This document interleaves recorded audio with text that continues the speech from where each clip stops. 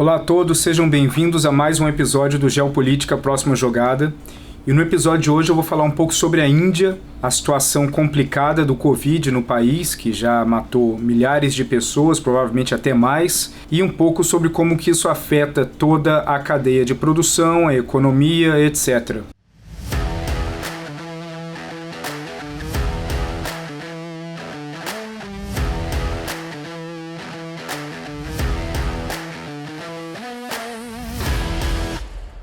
Para vocês que estão pela primeira vez no canal, não se esqueçam de se inscrever, deixar um comentário, uma crítica, uma sugestão de tema que você gostaria de ver no próximo programa. A situação do Covid na Índia é estarrecedora, é uma situação muito triste e que o governo tem cada vez menos opções do que fazer, por se tratar de um país muito grande, com mais de 1 bilhão de habitantes, com o poder nas províncias bastante descentralizado da capital Nova Delhi, dificuldade de recursos e até mesmo, apesar da Índia ser uma das maiores fabricantes de medicamentos e vacinas do mundo, eles estão tendo uma grande dificuldade de distribuir isso na população. O número de mortos já é muito alto, mas provavelmente esse número esteja muito abaixo da realidade. Até essa segunda-feira nós tivemos mais ou menos 400 mil casos apenas na segunda-feira, dia 3 de maio. Em cima disso, nós temos aproximadamente 20 milhões de casos já noticiados no país e um número de 218 mil mortes. Novamente, esse número de mortes eles estão muito abaixo daqueles que os observadores internacionais e relatos do país eles estão dando conta, dizendo que esse número pode ser muito mais alto. A situação na Índia ela acaba afetando, obviamente, toda a logística de saúde pública, é um caos humanitário e acaba levando vários países do mundo, inclusive o rival mortal da Índia, o Paquistão, a enviar ajudas para o país para tentar, de alguma forma, amenizar a situação que está crescendo e chegando num ponto de grande dificuldade para o governo poder agir e fazer alguma coisa. Apesar desses números certamente estarem errados em comparação com a realidade, nós podemos ver que nos últimos 14 dias houve um acréscimo de 70% no número de casos. Isso é um acréscimo muito alto para apenas 2 semanas, isso sem contar a subnotificação. No número de mortes, o aumento foi de 177%. De novo, levando em consideração que esse número deve estar bastante errado, mas o percentual ele acaba indicando que está numa situação crescente. A Índia, como eu mencionei, é um dos maiores produtores de vacinas do mundo. Ela já produziu e exportou 60 milhões de doses de vacina para vários países da região. Ela produz, entre outros, a AstraZeneca, mas ela também é muito responsável por conta das vacinas que ela acaba repassando para o COVAX. O COVAX é a organização que a Organização Mundial da Saúde criou para poder distribuir vacinas nos países que não têm acesso ou dinheiro para conseguir comprar as vacinas. Então, a partir do momento que a Índia ela começa a ter dificuldades de produzir, até porque ela exportou 60 milhões de doses, mas aplicou domesticamente apenas 54 milhões de vacinas. 54 milhões para um universo de 1 bilhão e 300 milhões é muito, muito pouco. Então, o fato dela ter que agora acelerar a produção e focar no mercado doméstico, invariavelmente vai prejudicar muito o COVAX e a distribuição da vacina para outros países da região também. Aqui nós podemos ver aonde que a distribuição dos novos casos eles estão se concentrando mais. Então, na província de Maharashtra é onde você tem hoje 4,7 milhões de infectados nos números oficiais do governo. Mas aí mais no sul, em Karnataka, nós temos 1 milhão e 600, em Kerala 1 milhão e 600, em West Bengal 863 mil, e aí nós temos uma distribuição um pouco parecida em outras regiões, e aí existem algumas regiões também com uma quantidade bem baixa segundo os dados oficiais, bem baixa de infectados até o momento. Então aqui a gente pode ver que ainda tem muita margem para crescer, mesmo se nós nos guiarmos apenas pelos números oficiais, para que várias outras regiões da Índia elas acabem apresentando números ainda maiores, já que a quantidade e a capacidade de produção dificilmente vai atender de uma forma rápida toda a população indiana. Então uma coisa que nós podemos já saber e já acompanhar é que o número de mortes deve seguir aumentando, e a gente vê que o salto foi muito rápido e muito grande. Se nós olharmos em abril, o número de mortos oficiais estava abaixo de 1.000 e o negócio deu uma disparada que realmente colocou a Índia no mapa e como o país que está numa situação mais periclitante em relação a isso. Nós tivemos um aumento no ano passado, né? Então essa é considerada uma segunda onda que está tendo na Índia, e a tendência é que esse gráfico vai extrapolar ainda mais para cima. Agora, existe uma observação ainda maior em relação à situação na Índia, que vai além do Covid, claro que esse é o ponto principal, mas que é o aspecto econômico. As projeções de crescimento econômico da Índia nesse ano era de 12,5%, ou seja, um crescimento monumental. Esse número está sendo reavaliado, ele pode baixar para 11%, que mesmo assim continua sendo extremamente alto, ainda mais se compararmos com o crescimento no Brasil ou a ausência de crescimento no Brasil. Agora, como a Índia é uma das maiores importadoras de petróleo do mundo, isso acaba afetando muito o preço do barril do petróleo por conta dessa paralisia que está se dando na economia indiana. E essa situação na Índia ela acaba afetando não só as importações, mas também toda a economia regional, como eu já disse também, a distribuição da vacina regional, e acaba colocando a Índia no epicentro de uma potencial crise econômica que pode acabar ultrapassando suas fronteiras e afetando vários outros países do Sudeste Asiático, do Centro Asiático e do Leste Africano também. Com a rápida industrialização na Índia e o crescimento exponencial de várias novas indústrias que estão se abrindo no país, a gente vê aqui nesse gráfico um aumento constante nas importações de barris de petróleo.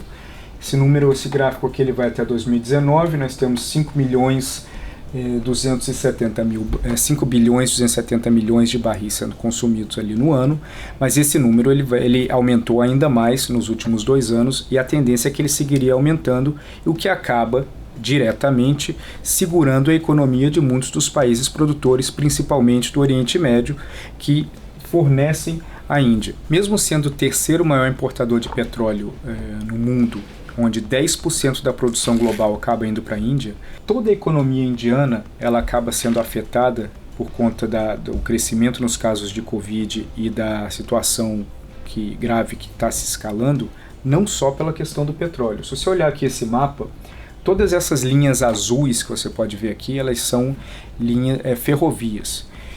Grande parte da economia indiana ela trafega de um lado para o outro no país por meio das suas ferrovias. Em várias regiões, principalmente aqui no centro, onde eu tinha mencionado antes, onde os casos eles estão mais altos, e também aqui na região sul, você tem as linhas férreas paralisadas ou funcionando parcialmente. Então isso acaba prejudicando muito o trânsito do comércio interno entre esses países, afetando exportadores não só de petróleo, mas vários outros exportadores que dependem do mercado indiano, afetando pesadamente a China ao norte, mas também outros países do Sudeste Asiático, como Vietnã, como Tailândia, como Malásia, que exportam muitos produtos para a Índia também, Japão a mesma coisa, e isso acaba prejudicando muito porque esses bens eles chegam nos portos, mas eles não estão sendo distribuídos pelo país. Para tentar aplacar um pouco a situação, a União Europeia, o Reino Unido e os Estados Unidos, e a partir da próxima semana um aumento forte também vindo do Japão, estão mandando todo tipo de material médico para ser usado na Índia. A Índia ela acaba sendo um país que chama muito a atenção, principalmente desses que eu mencionei, porque lá ficam grande parte dos laboratórios europeus, americanos, japoneses, que produzem fora dos seus territórios, e eles dependem muito da capacidade farmacêutica indiana. Então, se você olha aqui no sul do país, você tem, na região de Bangalore, você tem a AstraZeneca, a Cipla, a Allergan, produzem seus medicamentos, vários tipos de medicamento aqui. No caso da AstraZeneca também você tem a produção de vacinas. Mais aqui ao leste do país você tem a Baxter, que fabrica soros, que fabrica vários equipamentos básicos, mas altamente necessários que se usam no hospital, seringas, etc. Você tem a Lupin também. Mais aqui no oeste do país, a Bayer é uma grande fabricante. assim como a Alembic, Sanofi, Aventis, que está com planos de expandir a sua planta na Índia. E mais aqui ao sudoeste do país a gente tem a Pfizer, a Sandoz, a GlaxoSmith, a Novartis, ou seja, grandes laboratórios farmacêuticos se concentram na Índia e utilizam a distribuição férrea da Índia para que esses medicamentos, e não só isso, que os ingredientes farmacêuticos ativos produzidos na Índia e também importados da China, apesar que essa importação ela vem caindo substancialmente, transite pelo país e chegue nos portos de saída, sejam portos secos, sejam portos marítimos ou os aeroportos, para que eles possam ser distribuídos na região e também para fora da região. Então, isso acaba movimentando também, não só causa humanitária, mas isso acaba movimentando para que esses países eles acelerem o envio de qualquer tipo de ajuda médica que eles possam enviar para a Índia, para tentar aplacar um pouco esse crescimento e tentar achatar a curva de mortes e de novos casos o mais rápido possível. O grande problema, como eu mencionei, é que a chegada desses equipamentos médicos eles sofrem dentro do país para que eles atinjam todos os pontos por conta da dificuldade do funcionamento pleno das ferrovias no país. Como mencionado num programa anterior que eu estava falando sobre a China e a indústria farmacêutica chinesa, a Índia ela é também, ao lado da China, uma das grandes produtoras farmacêuticas. A Índia é o país que tem mais plantas de API, que são os Active Pharmaceutical Ingredients, ou ingredientes farmacêuticos ativos, IFA, dentro do país que são aprovados pelo FDA, que é a Anvisa americana. O que isso quer dizer? Quanto mais plantas de produção de ingredientes farmacêuticos ativos um país tem, maior é a variedade de medicamentos que eles podem produzir. Isso acaba sendo um chamariz para aquele tanto de laboratório que eu mostrei que está atuando na Índia e também a alta expertise que o país tem nessa produção de medicamentos. Então, quando você tem uma quantidade muito alta de plantas que fabricam ingredientes farmacêuticos ativos, em tese você teria mais ingredientes para poder produzir medicamentos de toda ordem dentro do país. Acontece que nem todas as plantas produzem todas as linhas de ingredientes que se precisa para produzir os medicamentos necessários. Desde que começou a crise do Covid, principalmente nos Estados Unidos, o governo americano ele bloqueou e aumentou em alguns outros medicamentos uma restrição muito alta para envio e exportação desses ingredientes farmacêuticos ativos a fim de proteger a sua indústria médica. O mesmo aconteceu na União Europeia. O que a Índia está pedindo agora é que tanto a União Europeia quanto os Estados Unidos eles levantem temporariamente essas restrições para que o país possa receber ingredientes farmacêuticos ativos complementares ao que eles já produzem para poder turbinar a produção de medicamentos, não só de vacina, mas de medicamentos de toda a ordem que vão ser utilizados no tratamento dos casos crescentes no país. Aqui nós podemos ver um pouco como está distribuída a fabricação de medicamentos como um todo na Índia.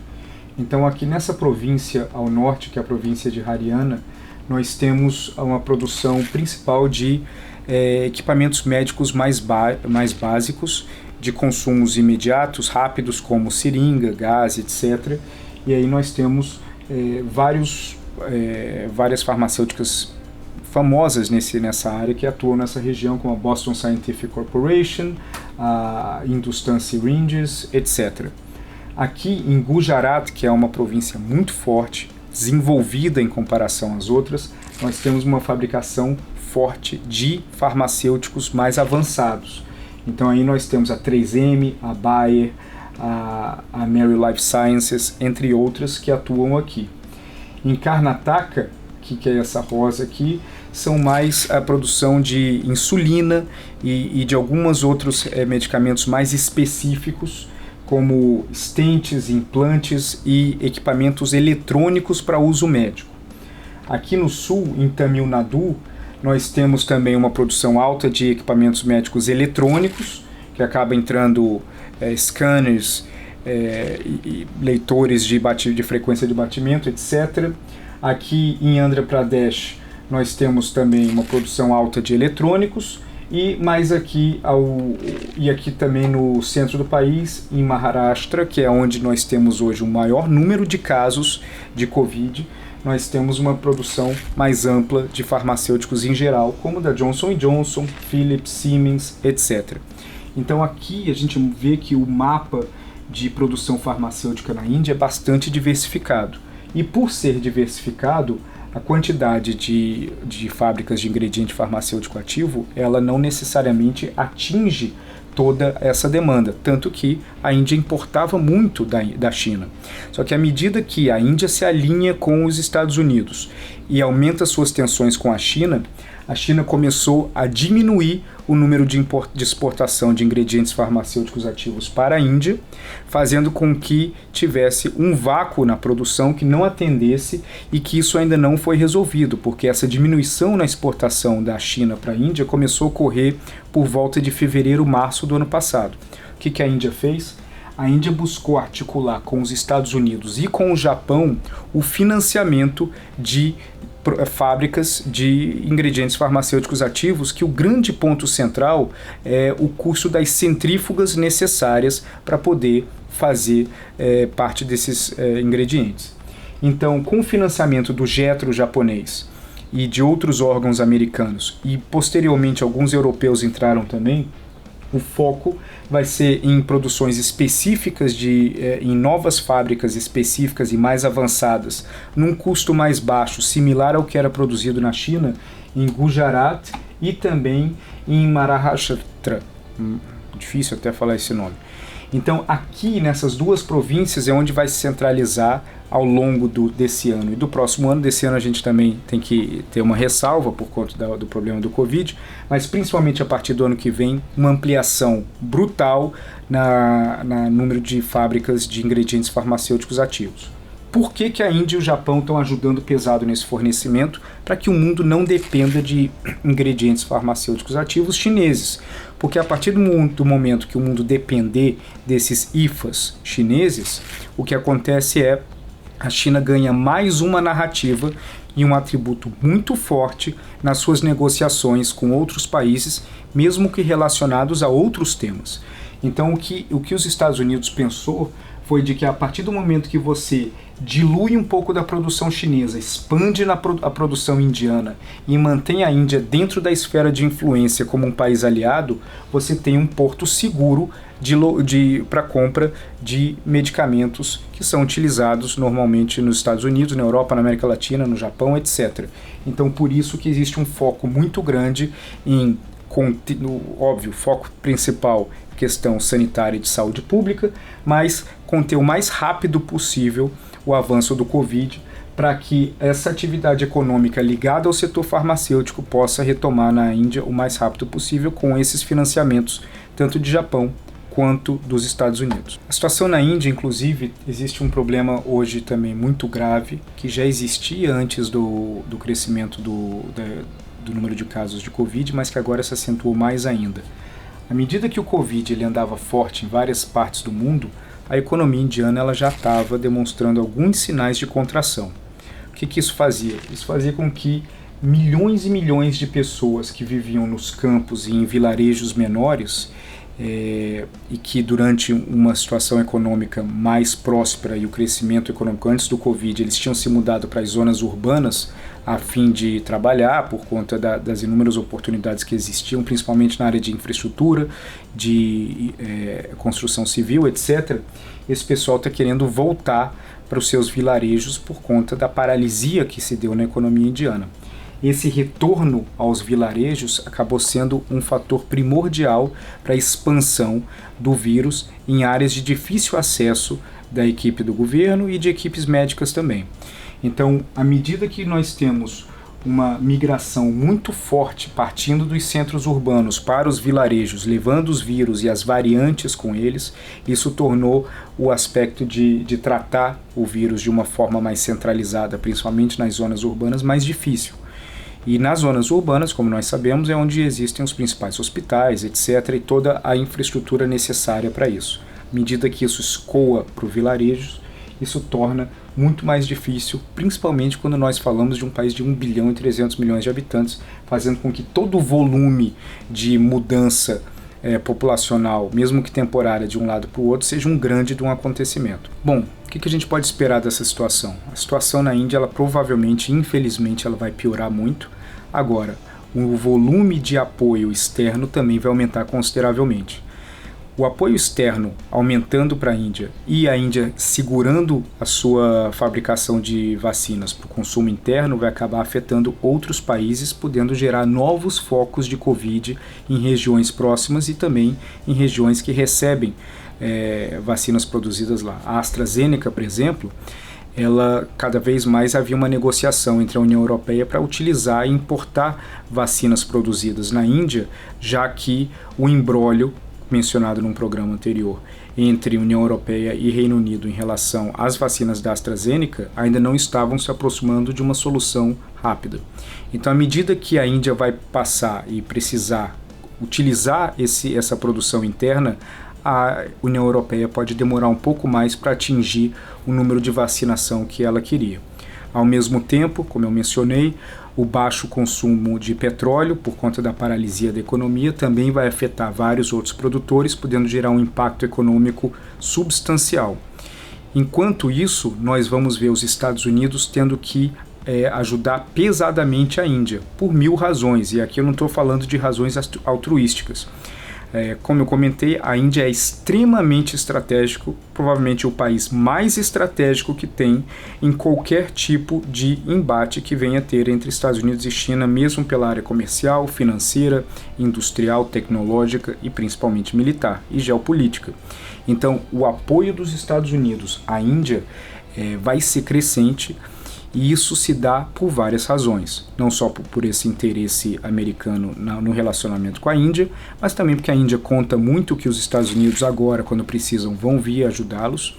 E em cima de tudo isso, o lobby de um grupo proeminente de americanos de origem indiana, em Washington principalmente, é extremamente forte. Esse lobby de grandes empresários, investidores indianos que vivem nos Estados Unidos e que são já americanos de segunda geração, eles têm uma pressão e uma influência muito forte dentro do governo. Então, grande parte das políticas que foram desenhadas nos últimos 8 meses entre Estados Unidos e Índia tiveram uma participação muito grande desse grupo de indianos que reside aqui em Washington.